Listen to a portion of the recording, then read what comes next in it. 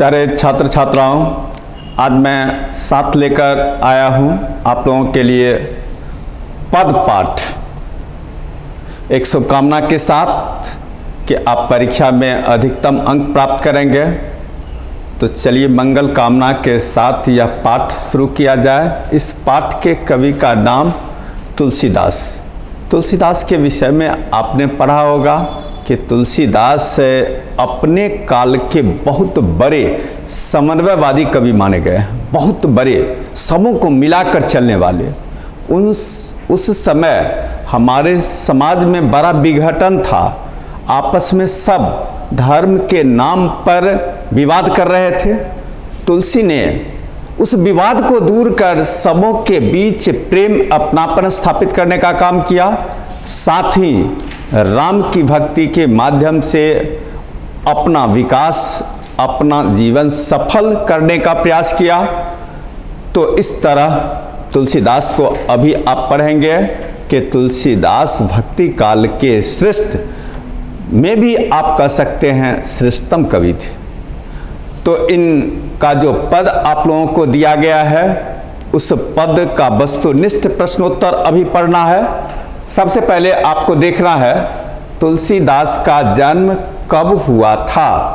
तुलसीदास का जन्म 1543 ईस्वी में हुआ, अर्थात इसका उत्तर ए हो जाएगा।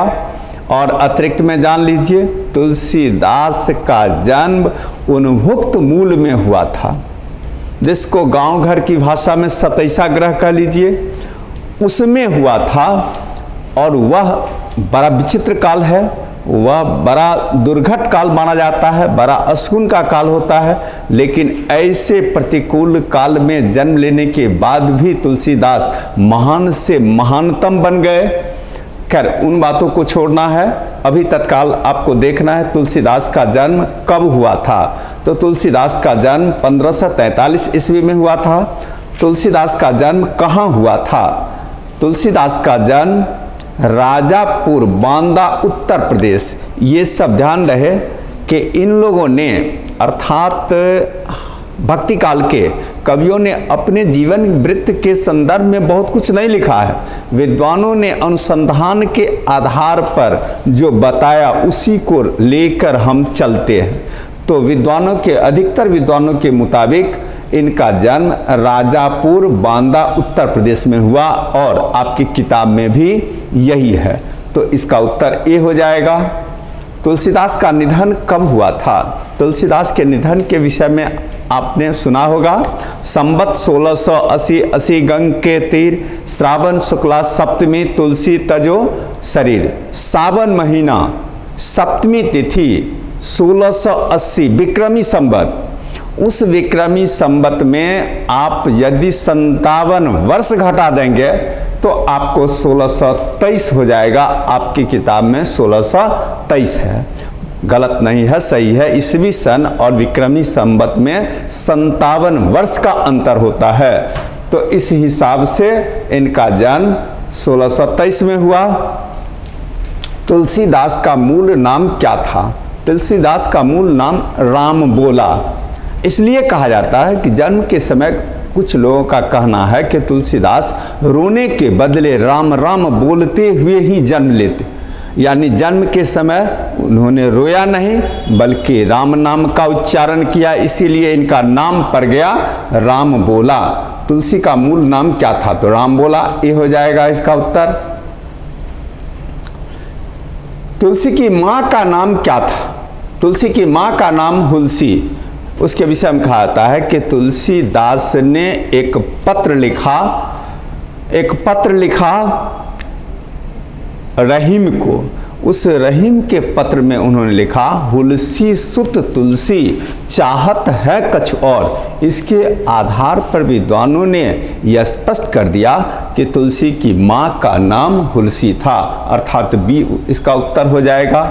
बरवै रामायण किसकी रचना है? बरवै रामायण तुलसीदास की रचना है। बरवै रामायण के संदर्भ में भी बात आती है कि इनके बड़े अभिन्न मित्र थे रहीम। उन्होंने बरवै नायिका भेद लिखा, वह किताब इन्हें बड़ी पसंद आई। बरवै एक प्रकार का छंद होता है, वह छंद भी इन्हें पसंद आया। लेकिन ये तो थे संत, उन्होंने तो श्रृंगारिक रचना लिख दी, तो ये श्रृंगारिक कैसे लिखते? तो इन्होंने रामायण का ही सृजन कर दिया और नाम रख दिया बर्बय रामायण। तो इस तरह आपने देख लिया कि बर्बय रामायण तुलसीदास की रचना है। कलिकाल कैसा है? कलिकाल कराल है। कलि कराल आप पद में पढ़ेंगे तो आपको मिल जाएगा। कलि को इन्होंने कराल कहा है, तो ये हो जाएगा। तुलसी के पिता का नाम क्या था? तुलसी के पिता का नाम आत्माराम दुबे। आप देख रहे हैं बी में आत्माराम दुबे है। तुलसी के पद कहाँ से उद्धृत हैं? तुलसी के पद जो आप लोगों को पढ़ना है वो पद विनय पत्रिका से उद्धृत है, अर्थात इसका उत्तर बी हो जाएगा। तुलसी को किस दासी ने पाला था? आप जानते हैं कि तुलसीदास की माँ का निधन इनके बचपन में ही हो गया, पिता का भी निधन हो गया, मौसी ने पालना पोसना शुरू किया, उसका भी निधन हुआ, अंत में एक चुनिया नाम की दासी ने पालना शुरू किया। तो आप यहाँ पर देख रहे हैं कि चुनिया भी इसका उत्तर हो जाएगा। और संयोग यह हुआ कि वह चुनिया भी बहुत दिनों तक टिक नहीं पाई, वह भी मर गई, और इस तरह ये एक भिखारी का जीवन जीना शुरू कर दिया, जहीं तहीं घूमकर भीख मांगकर जीवन यापन करना शुरू कर दिया। तुलसी राम के द्वार पर कब से हैं? तुलसी राम के द्वार पर भोर से ही हैं, तो इसका उत्तर हो जाएगा बी। तुलसी के दीक्षा गुरु कौन थे? तुलसीदास के गुरु दो हुए, एक दीक्षा गुरु और एक शिक्षा गुरु। दीक्षा गुरु करते हैं जो आध्यात्मिक रूप से ज्ञान देते हैं, तो उनके दीक्षा गुरु नरहरिदास थे, तो इसका उत्तर हो जाएगा सी। कवितावली किसकी रचना है? कवितावली, गीतावली, रामायण, ये सब के कवि तुलसीदास ही हैं, तो इसका उत्तर हो जाएगा बी तुलसीदास। तुलसी के शिक्षा गुरु कौन थे? तुलसी के शिक्षा गुरु अपने समय के बहुत बड़े विद्वान शेष सनातन दास थे, काशी के रहने वाले थे, तो ये शेष सनातन दास ये हो जाएगा। तुलसी की पत्नी का नाम क्या था? तुलसी की पत्नी का नाम रत्नावली था, यहाँ पर आप रत्नावली देख लें, बी हो जाएगा। तुलसी के राम स्वभाव से कैसे हैं? तुलसी के राम स्वभाव से बड़े कृपालु हैं, दीन दयाल हैं, कृपा निधान हैं, तो ये कृपालु हैं, ये हो जाएगा। तुलसी ने काशी में कितने वर्षों तक अध्ययन किया? तुलसी ने काशी में लगभग 15 वर्षों तक अध्ययन किया, तो इसका उत्तर बी हो जाएगा। तुलसी के ससुर का नाम क्या था? तुलसी के ससुर का नाम दीनबंधु पाठक था, ए हो जाएगा इसका उत्तर। रामचरितमानस की रचना कब प्रारंभ हुई? रामचरितमानस की रचना संवत 1631, उसके संदर्भ में भी पंक्ति आई है। संवत 1631 करहु कथा हरिपद धर सीसा, नौमी भौम बार मधुमासा। तो इस तरह संवत 1631 रामचरितमानस के आरंभ की तिथि है। तुलसी कैसे कवि थे? तो तुलसी समन्वयवादी कवि थे, अर्थात बी हो जाएगा। तुलसी ने अपने समकालीन किन दो भाषाओं का प्रयोग किया है? तुलसी ने एक साथ भक्ति काल और रीति काल की दो महत्वपूर्ण भाषाओं का, दो महत्वपूर्ण भाषाएं थी। एक का नाम था अवधी और दूसरे का नाम ब्रजभाषा। आपने जायसी का नाम सुना होगा, जायसी अवधी भाषा में लिखते रहे, और सुर का नाम सुना होगा, सुर ब्रजभाषा में लिखते रहे। तुलसी ने दोनों का प्रयोग किया है, क्योंकि तुलसी एक तरफ प्रबंध काव्य भी लिखते हैं, रामचरितमानस लिखते हैं, और दूसरे तरफ कवितावली, गीतावली, विनय पत्रिका जैसे मुक्तक काव्य भी लिखते हैं। तो मुक्तक काव्य प्रायः उनका ब्रजभाषा में है और प्रबंध काव्य अवधि में है। तो इस तरह आप यहाँ पर देख लीजिए कि तुलसी ने अपने समकालीन किन दो भाषाओं का प्रयोग किया। तो आप यहाँ पर देखिए अवधी और ब्रजभाषा दोनों का प्रयोग किया है इन्होंने। रामचरितमानस लिखा अवधी में और विनय पत्रिका लिखा ब्रजभाषा में, तो दोनों का लिखा, तो इसका उत्तर सी हो जाएगा। रामचरितमानस का सृजन कब पूर्ण हुआ? रामचरितमानस का सृजन संवत 1633 में पूर्ण हुआ, और वह पूर्ण हुआ विवाह पंचमी के दिन, रामनवमी मधुमास में आरंभ हुआ, और अगहन महीना विवाह पंचमी के दिन इसका समापन हुआ। तो आप यहाँ पर देखिए 1633 संवत 1633 में इसका समापन हुआ। एक तरह से यह भारतीय संस्कृति का संविधान है। जैसे आपके देश का संविधान 2 वर्ष कुछ महीना कुछ दिन में हुआ, उसी तरह इसका भी निर्माण लगभग उतने ही दिनों में, लगभग कर रहे हैं, एक्यूरेट नहीं, हिसाब के हिसाब से सही नहीं है, एक्यूरेट अंदाज से लगभग कहा जा रहा है कि संविधान के काल तक में इसका भी निर्माण हुआ है। रामचरितमानस क्या है? रामचरितमानस प्रबंध काव्य है, अर्थात बी हो जाएगा इसका उत्तर। रामचरितमानस का निर्माण किस दिन आरंभ हुआ? अभी तुरंत बताया गया है, रामचरितमानस का निर्माण आरंभ हुआ रामनवमी के दिन, और वह दिन था मंगलवार। तो आप यहाँ पर देख लीजिए, रामनवमी मंगलवार, ए हो जाएगा इसका उत्तर। रामचरितमानस किस दिन पूर्ण हुआ? रामचरितमानस विवाह पंचमी के दिन पूर्ण हुआ, ए हो जाएगा इसका उत्तर। तुलसी के दोनों पदों में किस रस की व्यंजना हुई है? रस के विषय में आप जानते होंगे, पुराने समय में 9 रस थे, अब 11 रसों की बात की गई है, और 2 रस जो बढ़े हैं उसी में एक रस का नाम है भक्ति रस और एक रस है वात्सल्य रस। तो अभी आपको भक्ति को देखना है, यहाँ पर भक्ति रस है, दोनों में भक्ति की व्यंजना, अर्थात ये हो जाएगा। रामचरितमानस के कवि का नाम क्या है? रामचरितमानस के कवि का नाम अभी आप देख रहे हैं, तुलसीदास, बी हो जाएगा। तुलसी को किस वस्तु की भूख है? तुलसी को भक्ति की भूख है, अर्थात सी हो जाएगा इसका उत्तर। तुलसी की सर्वश्रेष्ठ रचना कौन सी मानी जाती है? तुलसी की सर्वश्रेष्ठ रचना रामचरितमानस मानी जाती है, अर्थात ये हो जाएगा। तुलसी को किसका अवतार कहा गया है? तुलसी को वाल्मीकि का अवतार कहा गया है। आप यहाँ पर वाल्मीकि देख लीजिए, बी होगा उत्तर। विनय पत्रिका किस भाषा में लिखित है? अभी तुरंत ही आपको बताया गया है, विनय पत्रिका अवधी भाषा में रचित है, अर्थात इसका उत्तर बी हो जाएगा। रामचरितमानस की भाषा का नाम क्या है? रामचरितमानस की भाषा के विषय में भी आपको बता दिया गया है, अवधी है, अर्थात बी हो जाएगा। तुलसी ने प्रथम पद में अम्ब का प्रयोग किसके लिए किया है? तुलसी ने प्रथम पद में अम्ब का प्रयोग माँ सीता के लिए किया है। तो आप यहाँ देख लीजिए, माँ सीता कहाँ है? बी हो जाएगा इसका उत्तर। दूसरे पद में तुलसी ने अपना परिचय किस रूप में दिया है? दूसरे पद में कवि ने अपना परिचय भिखारी के रूप में, जन्म का भूखा भिखारी के रूप में दिया है, तो ए हो जाएगा। नरहरि दास कहाँ के वासी थे? नरहरि दास के विषय में कहा जाता है कि वह सूकर खेत के वासी थे। सूकर खेत आप देख लीजिए, ए में है, तो उत्तर ए हो जाएगा। तुलसी ने अपने शिक्षा गुरु के साथ कहाँ अध्ययन किया? तुलसी ने अपने शिक्षा गुरु के साथ बनारस में अध्ययन किया, अर्थात काशी में अध्ययन किया। देख लीजिए, काशी बी है, बी हो जाए उत्तर। तुलसी का काव्य मध्यकालीन उत्तर भारत का सबसे प्रामाणिक संदर्भ कोश है। उपरोक्त कथन किसका है? यह कथन विश्वनाथ त्रिपाठी, बहुत बड़े आलोचक, हिंदी के बड़े आलोचक माने जाते हैं, समीक्षक माने जाते हैं, उनका कथन है। तो इसका उत्तर बी हो जाएगा। पाठ्यपुस्तक में तुलसी के संदर्भ में किस समीक्षक की पंक्ति उद्धृत की गई है? विश्वनाथ त्रिपाठी की ही पंक्ति उद्धृत की गई है। तो आप देख लीजिए, ए में विश्वनाथ त्रिपाठी है, ए उत्तर हो जाएगा। तुलसी के पद किस भाषा में रचित हैं? आपने तुरंत पढ़ा है कि तुलसी के पद विनय पत्रिका से उद्धृत हैं। विनय पत्रिका की भाषा जब ब्रजभाषा है तो स्वाभाविक रूप से इसकी भी भाषा ब्रजभाषा होगी, तो बी हो जाएगा। इस तरह ये पाठ आपका पूरा हुआ।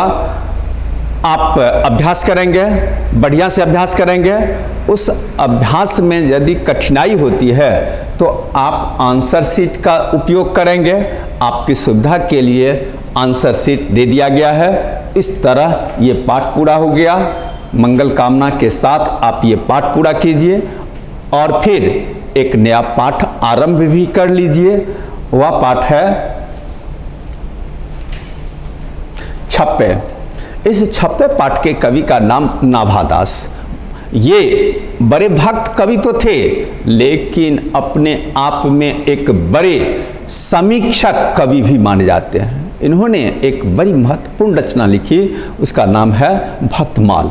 भक्तमाल वास्तव में समीक्षा काव्य है वह काव्य तो है लेकिन समीक्षा काव्य है। भक्तों की विशेषताओं का वर्णन किया गया है, साहित्यकारों की साहित्यिक विशेषता का वर्णन कर दिया गया है।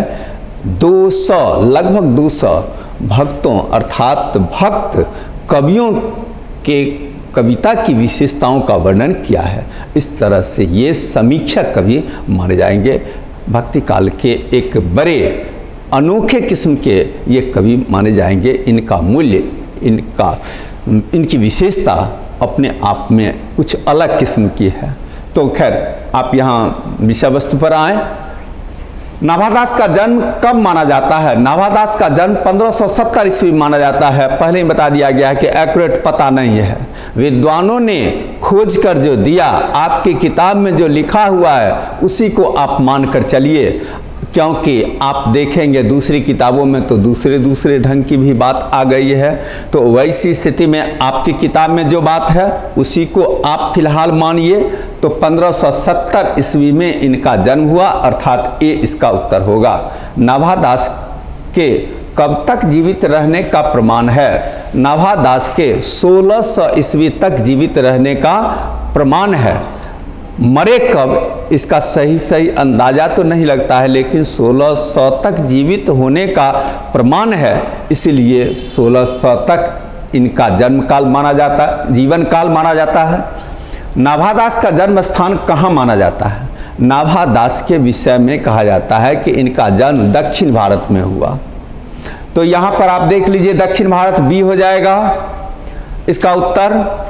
नाभादास माँ के साथ कहाँ आकर रहने लगे? नाभादास माँ के साथ जयपुर आकर रहने लगे, अर्थात इसका उत्तर सी हो जाएगा। नाभादास माँ के साथ जयपुर क्यों रहने लगे? क्योंकि दक्षिण भारत में एक तरफ इनके पिता की मृत्यु हो गई और दूसरे तरफ भयंकर अकाल पर वे कैसे रहते, क्या खाते, इसलिए उनकी माँ जयपुर में आकर रहने लगी, शरण ली। तो इसका कारण हो गया अकाल और पिता की मृत्यु, अर्थात ये हो जाएगा। माँ के साथ नाभादास जयपुर में इस कारण रहने लगे। क्यों रहने लगे? तो अकाल और पिता की मृत्यु, अर्थात ए। नाभादास का काव्य क्षेत्र कहाँ था? ध्यान रहे, नाभादास का जन्म दक्षिण भारत में हुआ। बचपन का कुछ काल गुजरा, या यह कह कि बचपन गुजरा जयपुर में, और जब सियाने हुए तो वे वृंदावन में रहने लगे। तो वृंदावन ही उनका काव्य क्षेत्र माना जाए, क्योंकि वहीं पर उनकी जवानी, वहीं पर उनका शेष जीवन गुजरा। तो कविता वहीं पर लिखते थे, तो काव्य क्षेत्र भी उनका वृंदावन माना जाएगा। यहाँ पर आप देख लीजिए, वृंदावन बी है, इसका उत्तर बी हो जाएगा। नाभादास के गुरु कौन थे? इसमें ध्यान रखना है, कभी कभी पूछ दिया जाता है नाभादास किसके शिष्य थे? दोनों में एक ही बात हुई। नाभादास के गुरु कौन थे और नाभादास किसके शिष्य थे? दोनों एक ही बात है। अग्रदास के शिष्य थे, आप आगे देखेंगे। यहाँ अग्रदास, तो इसका उत्तर सी हो जाएगा। बीजक किसकी रचना है? नाभादास ने अपने प्रथम छप्पे में कबीर का चित्रण किया है और उसमें बताया है साखी सबद रमैनी। वास्तव में कबीर की एक ही रचना है बीजक, और उस बीजक के 3 खंड हैं, साखी सबद रमैनी। वैसे बात अलग है कि कुछ विद्वान तीनों को अलग अलग ग्रंथ मानते हैं, कोई बात नहीं। अधिकतर विद्वानों का मानना है कि बीजक एक ही किताब है जिसके 3 खंड हैं। जो भी हो, बीजक के विषय में आपको जानना है कि बीजक के कवि का नाम कबीरदास। आप यहाँ देख लीजिए, कबीरदास बी में है, तो इसका उत्तर बी है। भक्तमाल किसकी रचना है? भक्तमाल के कवि का नाम नाभादास। आप यहाँ नाभादास देख लीजिए, ए में है, उत्तर ए हो जाएगा। नाभादास किसके समकालीन थे? नाभादास तुलसीदास के समकालीन थे। आप यहाँ देख लीजिए, तुलसी सी हो जाएगा इसका उत्तर। नाभादास की राम भक्ति मर्यादा के स्थान पर क्या? तुलसीदास ने अपने राम को मर्यादा पुरुषोत्तम बनाया। इन्होंने अर्थात नाभादास ने मर्यादा के स्थान पर माधुर्य भाव का पुट देकर राम भक्ति की है। अर्थात बी हो जाएगा इसका उत्तर। नाभादास किस धारा के भक्त कवि थे? नाभादास यहाँ पर आप देख लीजिए राम भक्ति धारा के कवि थे। नाभादास राम भक्ति धारा के कवि थे, तो ए हो जाएगा। अष्टयाम किसकी रचना है? अष्टयाम यहाँ पर देख लीजिए नाभादास। नाभादास की दो ही महत्वपूर्ण रचना है, एक का नाम है अष्टयाम और एक का नाम है भक्तमाल। तो भक्तमाल में तो कवियों के जीवन का चित्रण किया गया है, अष्टयाम में वास्तव में राम भक्ति का वर्णन किया गया है। जो अष्टयाम एक खंड गद्य में लिखा हुआ है, ब्रजभाषा गद्य में, और एक खंड तुलसी के रामचरितमानस के तर्ज पर दोहा चौपाई में लिखा गया है। मोटे तौर पर राम भक्ति है। तो आप यहाँ पर देख लीजिए अष्टयाम किसकी रचना है? नाभादास, डी हो जाएगा। नाभादास किस धारा के संत थे? तो जो जिस धारा के संत इनके गुरु थे उसी धारा के संत ये भी होंगे। तो इनके गुरु अग्रदास वैष्णव भक्ति के थे, तो ये भी वैष्णव भक्ति। वे राम के भक्त थे, तो ये भी राम के भक्त। तो यहाँ पर आप देख रहे हैं ऑप्शन में वैष्णव दर्शन। एक ही ढंग का प्रश्न में यदि ऑप्शन अलग अलग होता है तो आपको सही ऑप्शन का चुनाव करेंगे। राम भक्ति यहाँ पर रहता तो राम भक्ति चुनते, लेकिन राम भक्ति के बदले आपको ऊपर भी इस तरह का प्रश्न दिया गया, फिर यहाँ पर दिया गया, लेकिन ऑप्शन बदला हुआ है। तो ये मत समझिएगा कि प्रश्न रिपीट कर गया है। ऑप्शन पर आपको ध्यान देना है। वैष्णव भक्ति इसका होगा बी। कुछ विद्वानों के अनुसार नाभादास किस वर्ग से आते हैं? कुछ विद्वानों के मुताबिक नाभादास दलित वर्ग से आते हैं, अर्थात डी हो जाएगा। अष्टयाम में कितने रूपों में लिखा गया है? अष्टयाम 2 रूपों में लिखा गया है। उत्तर हो जाएगा ए। सूर की कविता सुनकर कवि क्या करने लगते हैं? ध्यान रहे कि सूर की कविता सुनकर आपको ये कहा जा सकता है लोग क्या कर रहे हैं, लोग भी कहा जा सकता है। और कवि का मतलब यहाँ पर हुआ भावुक व्यक्ति, इमोशनल पर्सन। कवि का मतलब सिर्फ कविता लिखने वाला नहीं, कवि की चर्चा उस पंक्ति में हुई है, इसीलिए हमने आपको यहाँ पर कवि दे दिया। कवि के एवज में आप भावुक व्यक्ति कह सकते हैं। जो कविता को समझता है वह क्या करने लगता है? तो सिर चालन करने लगता है। ए हो जाएगा इसका उत्तर। अष्टयाम किन रूपों में लिखा गया है? आपको पहले ही बता दिया है कि अष्टयाम 2 खंडों में है। एक खंड में ब्रजभाषा गद्य का प्रयोग किया गया है और दूसरे में दोहा चौपाई छंद का प्रयोग किया गया है। तो वह गद्य भी है और कविता भी है। तो आप यहाँ पर देख लीजिए गद्य और काव्य दोनों है, तो ए हो जाएगा इसका उत्तर। नाभादास ने किस कवि को जाति पात या वर्णाश्रम का खंडन करने वाला बताया है? तो कबीर को बताया है, अर्थात बी हो जाएगा। भक्तमाल में कितने छप्पे छंदों का प्रयोग हुआ है? भक्तमाल में 316 छप्पे छंदों का प्रयोग। छप्पे एक प्रकार का छंद होता है, तो 316 छंदों का प्रयोग किया, अर्थात ए हो जाएगा इसका। कबीर किसमें भेद नहीं करते थे? तो कबीर हिंदू और मुसलमान में भेद नहीं करते थे। वे हिंदू और मुसलमान दोनों में से किसी का पक्षपात नहीं करते थे, उससे कोई भेद नहीं करते थे। तो ये हो जाएगा हिंदू मुसलमान। भक्तमाल में कितने भक्तों का चित्रण है? भक्तमाल में 200 भक्तों का चित्रण है, अर्थात ये हो जाएगा। नाभादास की छप्पे किस पाठ पुस्तक से उद्धृत है? नाभादास का जो छप्पे आप लोगों को पढ़ने के लिए दिया गया है वह भक्तमाल से उद्धृत है, तो इसका उत्तर हो जाएगा ए। छप्पे क्या होता है? अभी तुरंत बताया गया है। छप्पे एक प्रकार का छंद होता है, अर्थात कविता लिखने की एक विशेष शैली। छंद के विषय में आप जान लीजिए कि वर्ण या मात्रा के आधार पर काव्य सृजन की एक विशिष्ट शैली को छंद कहते हैं। यानी कविता लिखने का एक विशेष शैली है, वो छंद कहलाता है, वर्ण या मात्रा के आधार पर। तो आपने देख लिया कि छप्पे क्या होता है, तो छंद होता है। छप्पे में कितनी पंक्तियां होती है? तो 6 पंक्तियां हैं, इसका नाम ही है छप्पे, 6 पंक्तियों वाला छंद है यह। आगे है अग्रदास किस परंपरा के कवि थे? अग्रदास रामानंद किस परंपरा के कवि थे? रामानंद ने राम की उपासना की, वैष्णव भक्ति की उपासना की, तो इस तरह से रामानंद की शिष्य परंपरा के कवि थे, अर्थात इसका उत्तर ये हो जाएगा। भक्तमाल की रचना कब हुई? भक्तमाल की रचना 1585 से 1596 के बीच में हुई, अर्थात ये हो जाएगा इसका उत्तर। भक्तमाल क्या है? भक्तमाल वास्तव में कविता रूप में भक्तों की जीवनी ग्रंथ है, भक्तों की जीवनी का चित्रण करने वाला ग्रंथ है वह। तो यहाँ पर आप देख रहे हैं ये हो जाएगा भक्तों की जीवनी, ये उत्तर हो जाएगा इसका। कबीर ने हिंदू मुसलमानों के साथ क्या नहीं किया है? कबीर ने हिंदू मुसलमानों के साथ पक्षपात नहीं किया है। यहाँ पर ध्यान रहे कि आपकी किताब में जिस शब्द का प्रयोग किया गया है उसी शब्द को ध्यान में रखकर आपको यहाँ पर उत्तर को चुनना है। कभी कभी उत्तर के पर्यायवाची के रूप में भी आपको दे दिया जाएगा, तो वहाँ पर आपको ये नहीं देखना है कि अंतर या बैर, ये सब भी तो सही ही है, इसमें किसी को हम कर देंगे, ये बात नहीं होगी।